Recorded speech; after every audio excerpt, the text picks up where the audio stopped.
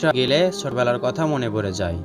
যেমন একটি ঘর এবং ঘরের ওপরে কলা গাছ, ঠিক সেরকম করে আমরা দৃশ্য আঁকবো খুব সহজেই। দেখুন, একটা ঘরের চালা আঁকলাম, এর পাশে আরেকটা ঘরের চালা আঁকলাম। এমনভাবে আঁকবো যেটা দেখে আপনারা অতি তাড়াতাড়ি বুঝতে পারবেন এবং আঁকতে পারবেন। বারান্দাওয়ালা ঘর আঁকছি আমরা। প্রথমে ঘরের চালা এঁকে তারপর বারান্দা এঁকে নিলাম। বারান্দা আঁকার পর দেখুন, চাল থেকে বারান্দার সাথে একটা খুঁটি আঁকবো। এরপর এখানে সোজা করে দিলেই আরেকটা ঘর ওই পাশে হয়ে গেল। তাহলে দেখুন, ঘরের নিচে এটা সমান করে দিলাম, ডাবল করে দিলাম। ঘরে আমরা দরজা জানালা আঁকবো। দরজা আঁকলাম, এরপর এই পাশে জানালা আঁকবো। বারান্দাওয়ালা ঘর দেখতে অনেক সুন্দর লাগে। এই পাশেও একটি দরজা আঁকবো আমরা। এখন আমরা কি করবো, উপরে যে কথা বলছিলাম, উপরে আমরা এভাবে দাগ দিয়ে নিয়ে সহজেই কি আঁকবো, কলার গাছের পাতা। কলার পাতা কিন্তু সহজে আঁকা যায়, এজন্য আমরা প্রায় দৃশ্যের মধ্যেই সহজেই কলার পাতাগুলো আঁকি। আর আমরা ছোটবেলায় এরকম বেশি আঁকতাম, অনেকেই আঁকতো। উপরেরটা সোজা করে আঁকলাম। তাহলে ঘর হলো, ঘরের পিছনে কলার গাছ হলো। এখন আমরা এই পাশে গ্রামের একটা নলকূপ আঁকছি। নলকূপ না, এটা হচ্ছে কূপ। দেখুন, আপনারা দেখেছেন কি না, গ্রামে এরকম কূপ থাকে, নলকূপের পরিবর্তে কূপ থাকে। এই কূপ থেকে গ্রামের মানুষেরা পানি তোলে। এভাবে দেখুন, বাঁকা বাঁকা করে দাগ দিব আমরা। আমি যেভাবে আঁকছি আশা করি আপনারা বুঝতে পারবেন। আর এটাই সহজ দৃশ্য, মানে সুন্দর দৃশ্য। চেষ্টা করছি। এখানে আমরা আঁকছি তাল গাছ। তাল গাছের শিকড়গুলো দেখুন, এভাবে আঁকলে সহজ হবে এবং সুন্দর লাগবে। উপরে আমরা তাল গাছের পাতা সহজে আঁকতে পারি এইভাবে, দুইটা দাগ দিয়ে নিচে অংশে এভাবে 202 দাগ দিয়ে একই রকম করে সাথে এটা মিলে দিব, এটার সাথে এটা মিলে দিব। উপরে আমরা আবার এটা মিলে দিব। তাহলে তাল গাছ সহজেই হয়ে গেল। সোজা একটা দাগ আঁকবো আমরা, দেখুন এইভাবে। তাহলে দূরের কিনারা বা পার হয়ে গেল।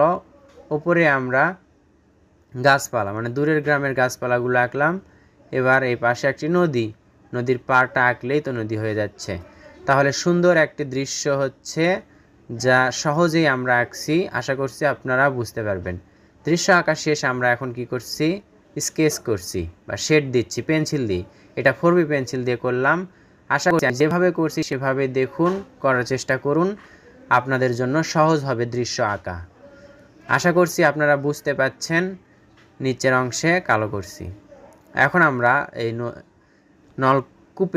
কূপের যেই বারটা আছে কাঠের, সেটার এক পাশে গাঢ় করছি, এক পাশে হালকা রাখছি। নিচের অংশে গাঢ় করছি, উপর দিকে হালকা রাখছি। এক পাশে গাঢ় রাখলাম, এক পাশে হালকা করলাম। এরপর কূপের মাঝে গোল জায়গায় আমরা একেবারে কালো করলাম। দেখে মনে হচ্ছে ফাঁকা। এখন দড়ি দিতে হবে আমাদের।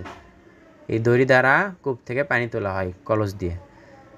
দূরের যে গাছপালাগুলো আছে সেগুলো নিচের দিকে গাঢ় করছি, উপর দিকে হালকা রাখছি। আমরা করছি 4B পেন্সিল দিয়ে। চাইলে আপনারা 2B পেন্সিল দিয়েও আঁকতে পারেন।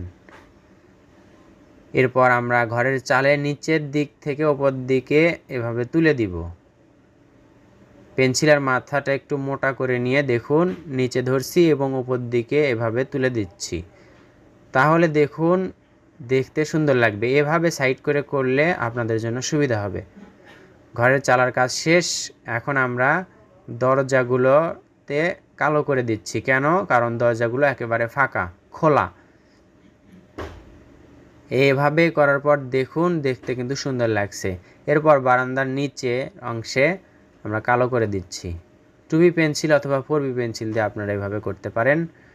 নিচের অংশে, চালের নিচের অংশে আমরা হালকা করে শেড দিচ্ছি, যেন ছায়ার মতো বোঝা যায়। বারান্দাতে হালকা করে কালো করছি। দেখুন, আগের থেকে কিন্তু অনেক সুন্দর লাগছে। নদীর পাড়গুলো আমরা গাঢ় করে দিলাম।